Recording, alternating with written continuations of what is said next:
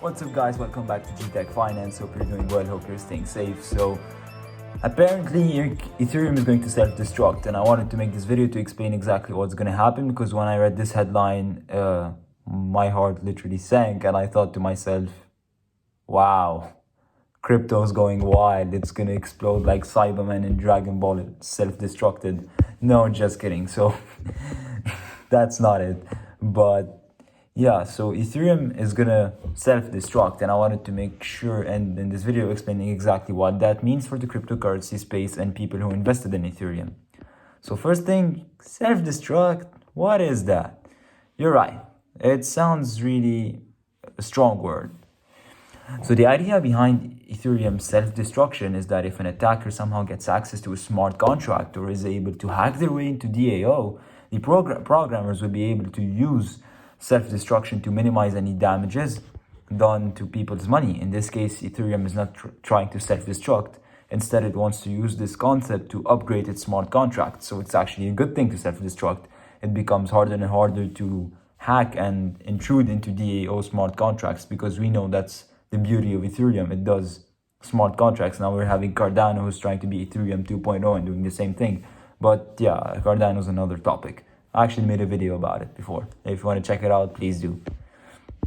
So in version 1.0 of Ethereum, the one that a lot of people have in their portfolio that from before, right now handles transactions by proof of work. So anytime you want to use Ethereum, whether you want to send it to your wallet or send it to yourself, you have to pay something that's called gas fees. So those fees are sent into the miners, the people who use their fancy computing power to make sure Ethereum is safe. So let's say you're driving a car, Ethereum is some kind of a car, you're gonna have to pay the gas fees because you drove it, but instead of paying it to, in this case, you're paying it to the miner, the guy who bought you the car. Yeah, kinda. And yeah, so yeah, actually it's a terrible example, but I tried to make it a bit clearer.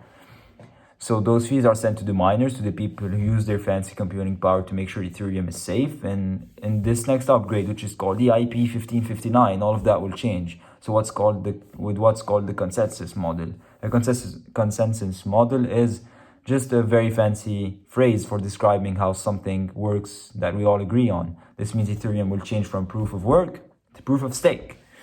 So in Ethereum 2.0, we will be paying ETH gas fees, not to the miners like we do right now, but instead our transaction fees would be paid to the network. And a portion of these fees would be burned out of existence forever in the self-destruction.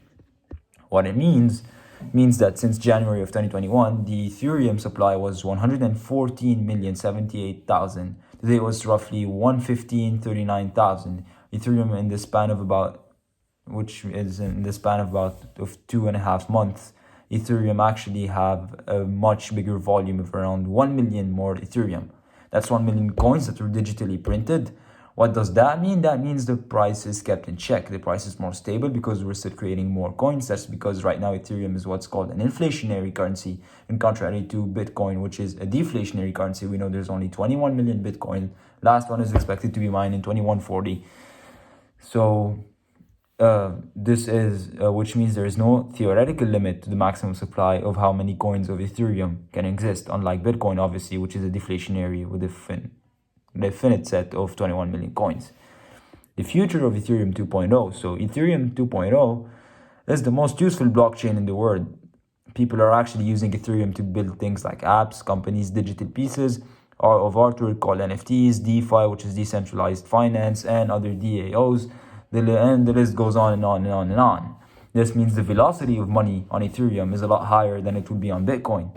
Imagine an asset that combines the power of control over its inflation along with infinite usability and customization potential, which means there's a lot of potential in Ethereum's price. So when you see sometimes people saying, yeah, Ethereum is going to surpass Bitcoin, that may be till now a bit far-fetched, but in the long run, expect some huge rises in price of Ethereum because it's actually really powerful. So the future price of Ethereum, the rate at which we create Ethereum, could be outweighed by how many coins we burn or self-destruct, which would have a huge effect on its value. Last month in February of this year, we had a huge spike in fees, which was higher than the block reward for miners. What happens when more and more people are using Ethereum? What happens when you burn down more than you create? The price goes up. Basically, supply and demand economics that today exist in Bitcoin, but don't really exist in Ethereum. This will change with the upgrade of Ethereum 1.0 to Ethereum 2.0. In the future, the fees will not be given to the miners. Instead, they will be paid to the network, and a part of network fees will self-destruct, like mentioned earlier. The risk is when the time comes to upgrade, which will be sometime in either July or August of this year, the first risk that Ethereum will have is a chain split. On April 1st, miners will try to come together with the goal to get a 51% majority. If that happens, the network could be in trouble. This is where game theory comes in, and Ethereum should be able to succeed with the upgrade. So it's like before with Bitcoin, when Bitcoin got split in two, the Bitcoin we know now and the Bitcoin Cash that went. So if, let's say, you had 40 Bitcoins, you'd get 20 Bitcoin like now, the ones we know now, and 20 Bitcoin Cash.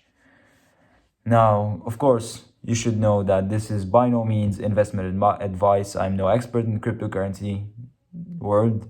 So this is all purpose of entertainment. And yeah, so I think that's it for today. If you enjoyed the video, hit the like button, subscribe to the channel if you haven't already, and hope to see you guys next time.